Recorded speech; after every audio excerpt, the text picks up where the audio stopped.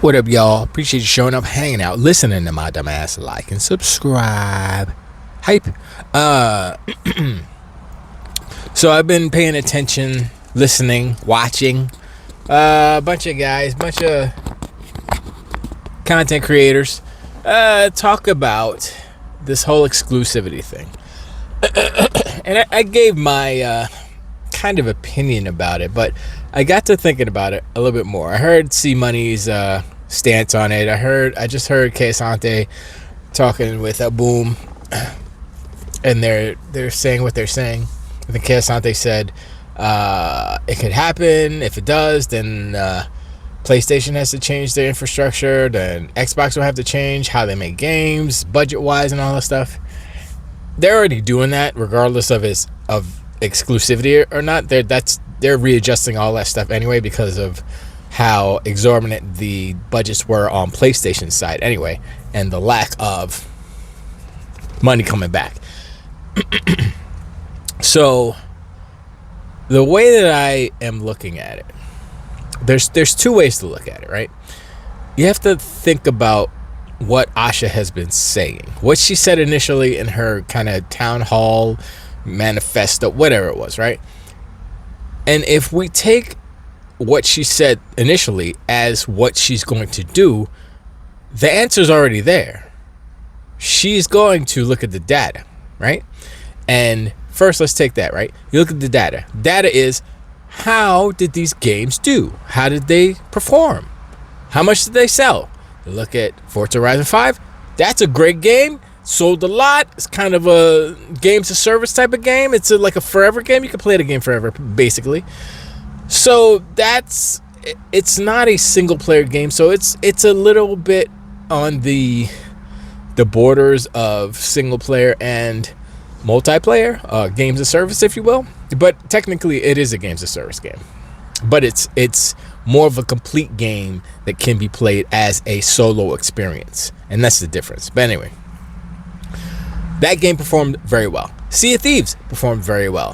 What else? I mean, like games that are already there that have been multi-platform since their inception, Minecraft and Call of Duty, they perform. Whatever, that's not even in question. But what is in question are the other games that didn't perform, like Doom: The Dark Ages, right? Didn't perform that well. It's like, why? It's a single player game. Okay. It went multiplayer day one on PlayStation. Didn't perform, right? And so Asha looks at the data, and she's looking at what people are playing. And they're playing Call of Duty, Minecraft, all the games that they have that, okay, we're making money there. Why are we putting these other games there? If they're not making money there, why are we spending money to put it there, right? It's you can say that it's the same argument that Sony's making for pulling their games off of PC. Double rumored, whatever. Double confirmed rumor, whatever. And that's a whole nother discussion. But Xbox, Asha Sharma and Xbox going through their catalog and saying, okay, what game can we put, like Forza Horizon 6, even though it's not on PlayStation right now, it's a timed exclusive, and they will have timed exclusives. They've always had timed exclusives. Starfield was a timed exclusive for like 3 years or something like that. It didn't come out. It just came out, right? So, and then, Ponies and Donkey Unicorns, they're like, oh, yeah, we got all your games. I'm like, 3 years later? Sure, you could celebrate it, I guess. I mean, and how did that game do? I mean, it did well on PlayStation because PlayStation ain't got no games. So when they get something new, especially from Xbox, they buy it up. Because that's all they do. They buy Xbox games on PlayStation.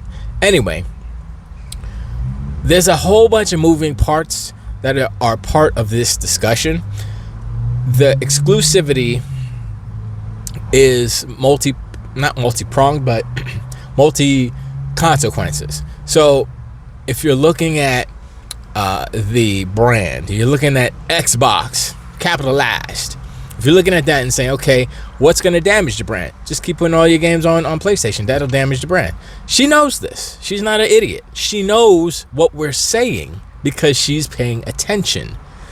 And so she knows that. So she knows that if she puts Halo, the next Halo, not Halo campaign involved, I mean, that's just like that's like the Gears Reloaded. That didn't do well either. So why do it? it hurts the brand, and you don't get anything back from it. So strategically, it's a horrible idea. She knows this, and so she will adjust accordingly. So there will be exclusives, period. I don't care what Steve Money says. I don't care what Boom. I don't care what KSI. I don't care what none of them say. There will be exclusives because there was never not exclusives. Look at the catalog. Every game that Xbox has, that Xbox puts out, and they put out a lot of games, they're not all on PlayStation. And if they do come, it is timed exclusive. Still exclusive.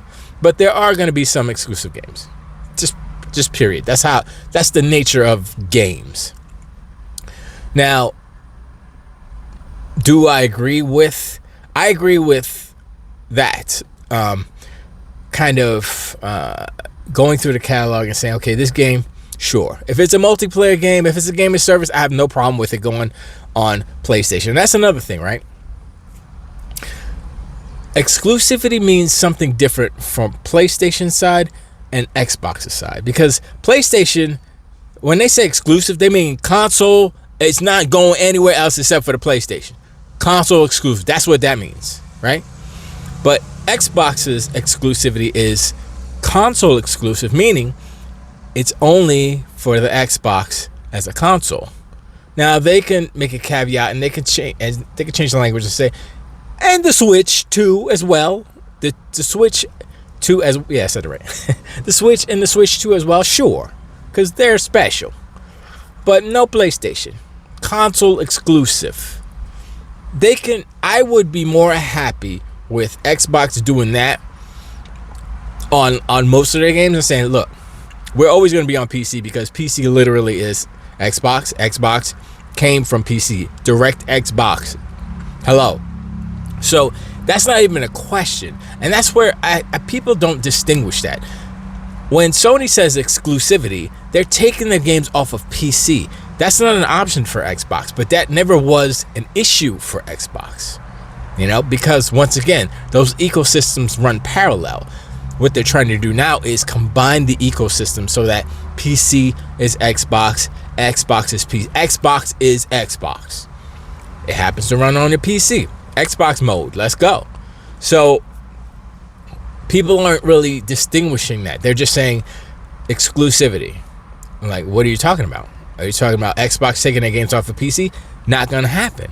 But once again, that's not an issue. That's not a talking point. That's not something that will damage the brand or help Xbox sell consoles. It won't. It'll help if Xbox maintains their PC strategy, as far as, they've been doing it for 12 years now or something like that.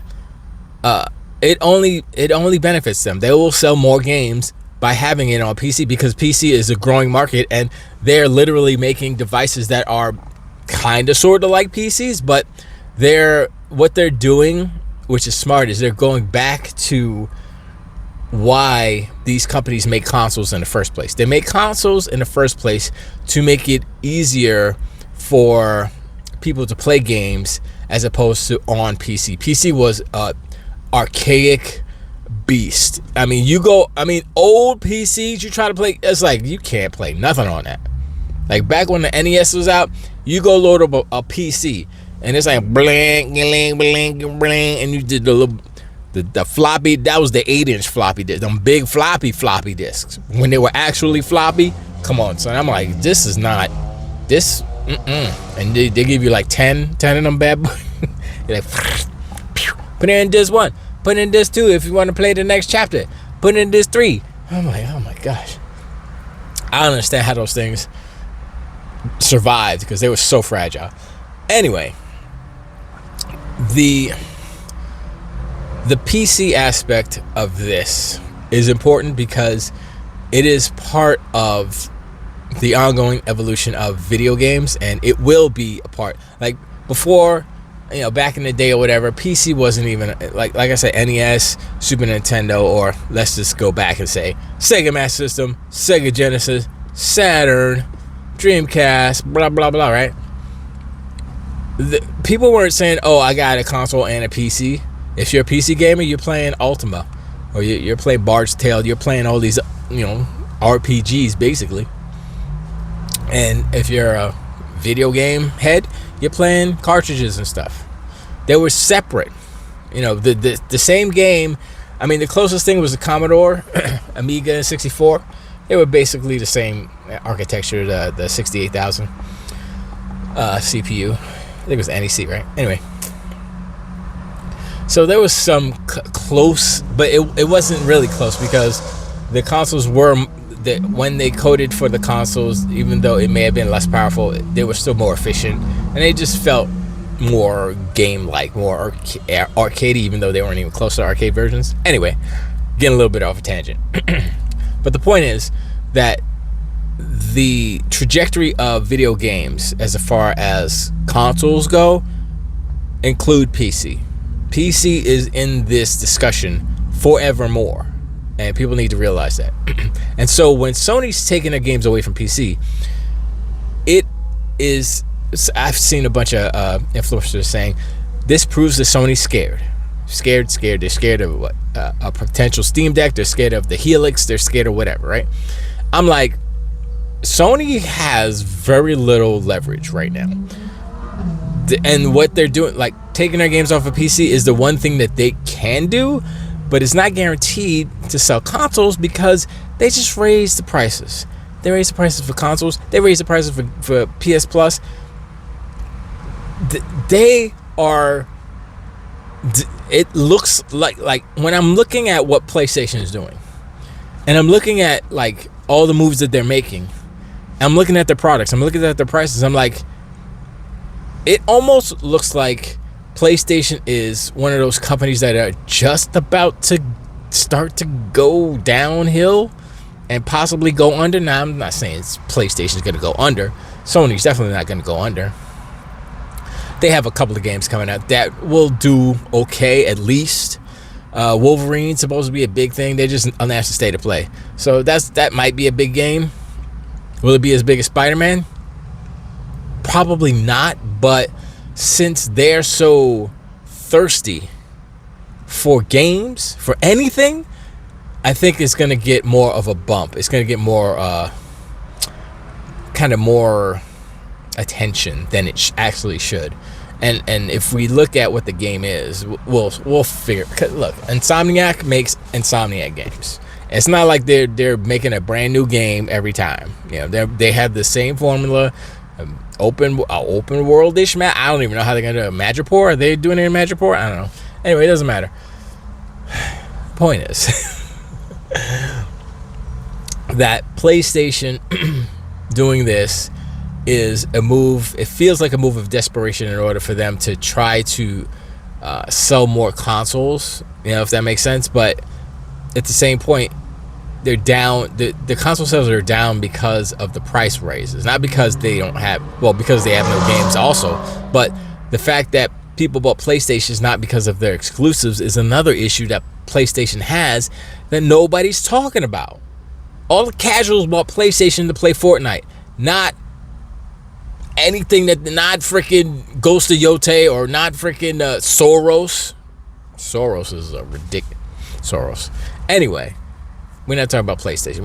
I want to talk about Xbox, because Xbox is the thing. And like I know I veered away from the exclusivity talk, but my ultimate stance on exclusivity is that there is something to be said about having exclusive content on your service in order for people to go to your service. Now, I was listening to, I think it was VG Flight School. Somebody posted a little clip of Porter Rock saying, if Elder Scrolls or whatever the what was the other game? Fallout. If those games they're on the Helix and only Helix, then I'm sounding like a Mexican Puerto Rican.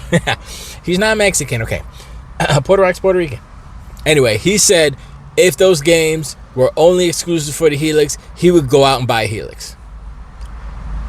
And that's kind of part of the capitalistic system, how it's been forever. the newness of play where you're at, or if you're on PC, you could play on PC, if you're on the Xbox side anyway, is cool, but it doesn't address the people who don't want to do the PC route, who don't, and there are millions and millions of those people. So I mean, Asha's smart. That's I don't think the Donkey. I think, well, here I'll say this: the Donkey Unicorns and Ponies. I think they realize Asha is the real deal, and they're scared, just like Sony's scared. Imagine how scared Sony is. If you look at these Ponies and Donkey Unicorns crying about the price hikes and the PSN and all that, and about how Soros only sold 300,000, and then they're debating whether the analytics firm is even credible. But I mean, it's so ridiculous what's going on. Imagine how Sony feels right now. They're looking like, wait, so Soros only sold 300? Huh? They're like puzzled. Like, how? Why did that only not even 1 million? What? Not even 500,000? Wait a second. How many consoles did we sell? Wait, how many did we sell? Like, to people? That's still a lot. That's still more than 300,000. I'm just look at what's happened. Look at the evidence. Look at the game sales.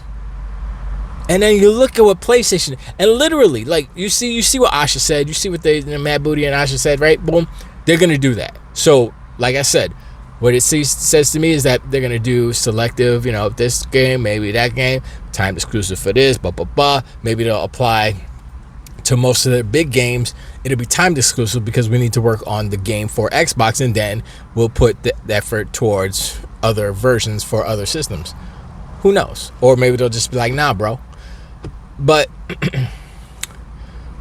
that is that's makes sense. And on the PlayStation side, I totally lost track of what I was gonna say. Because it's not important. Because PlayStation is whatever. They're doing their thing. They got one game a year or something like that. Oh, that's what I was gonna say. Asha and Matt said that, right? And people, this is what VG Fight School did say.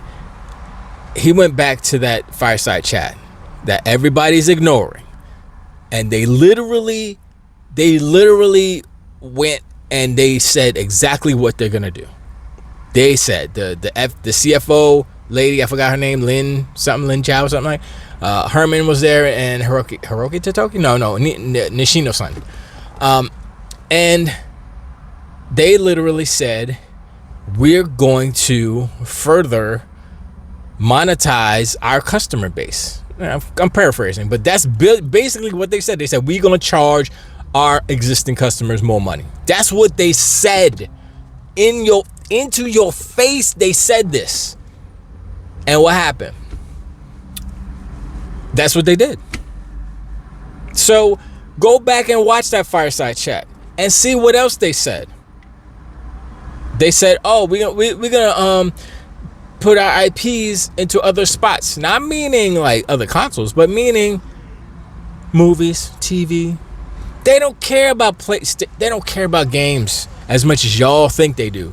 They care about making money first and foremost. If you know, look, I was out of town. I was globe trotting the worlds and stuff, and people talking. And so I was out there, and I went to Peru, right? And so firsthand, I went, and 99.9999% channels Spanish, obviously, because Peru. And so I was looking, I was like, well, let's get some English on. I changed the language on to try to get some English. No English. Boom. Guess what I run into? There's two channels. One channel is called Sony Channel. I took a video of it. Maybe I'll post it. I don't know. It's called Sony Channel. And all they do is play Sony TV stuff, right?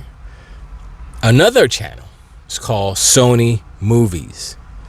And all they do is play. No, that's a lie. They play Sony Movies, and they license out other I guess whatever they pay to put it. And they're older movies, obviously. They're not new stuff. And so I think I watched part of like the last part of Uncharted where the ships are flying with the, and I just realized homegirl from Intergalactic, the bald head chick, she's in that movie. She's the bad guy in that movie. And it's like, oh, that's what's her name? Yeah, there she go. And like she looked really good in that movie. She had a little bit of hair, but anyway, I'm like, oh, I didn't see like any other. I mean, it's all other. Everything else is basically, the local or I don't think that Telemundo was down in Peru, but it's just all local stuff, right? And then Sony Channel, and then Sony Movies, and I'm like, oh, okay, I get it. They're trying to, well, they are making their name Sony a name brand, which it is already, obviously, but they're doing it in a way that it becomes just normal, commonplace, where it's like, oh yeah, Sony Channel, whatever, right? And that's fine, but if you look at that and then you realize what they're saying in their whatchamacallits, their fireside chats, it makes sense. Oh, okay, but they've been doing that for a while. They've been doing it, I think I looked it up, it was like 2019 or something like that. So they've been doing it for a minute, but still, remember, Sony is here, PlayStation's under here. So anything that, the big bosses say, that's what's up. And I think, you could correct me if I'm wrong, but they may be, the movie side, I think, may be more profitable than the video game side in some respects when you think about the budgets for these games and these studios and stuff. But we'll see. I mean, they make a lot of money off of PSN as well. But anyway, back to the final point, which is exclusives. PlayStation is going at it the wrong way because they're still set on their hardware as the end all be all. And that's a problem because, just look at what Nintendo went through, right? If you, as a video game company, put out a product that is less than, and people are like, nah, bro, I'm gonna go get that, you're done for the generation. That's it. Look at the Wii U. What happened with the Wii U? Done. What did they sell? 13 million? That's like the lowest selling of all the video game generations in the history of video. Okay, maybe not like the early stuff, but I'm just saying, they recovered because they came out with Switch and people were like, yo, let me get that.